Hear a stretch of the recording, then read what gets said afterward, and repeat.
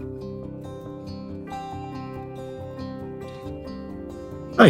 I'm Joel VandeWerken. I am new to the role of Director of Ecclesiastical Governance in the Christian Reformed Church in North America.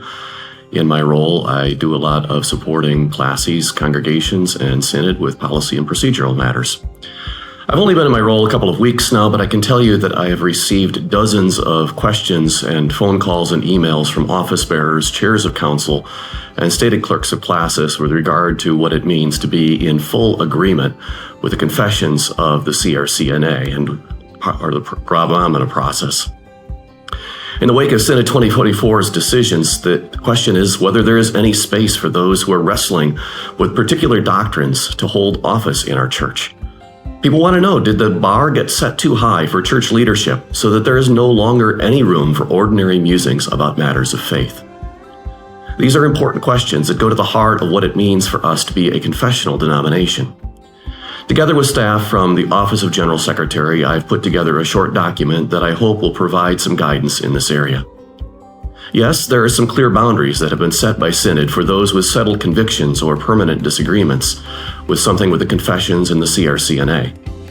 But there is also space for discernment by councils and sometimes by classes to determine what questions and wonderings rise to this level of difficulty that would exclude someone from serving in the church.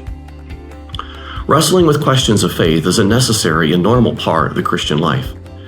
In looking at the wording of Synod 2024's decisions and talking to a number of people involved in these discussions, I think it's safe to say that Synod had no intention of undermining this reality.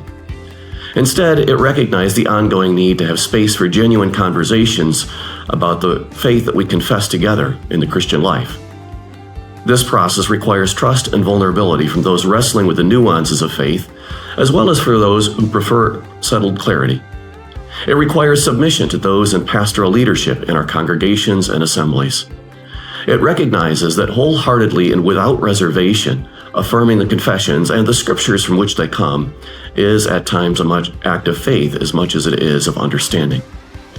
When handled well, the process of subscription, affirming together the confessions we believe, provides room for the CRC to grow together in our common witness to the Lord and His Word and His work in our world. I hope you find this resource helpful.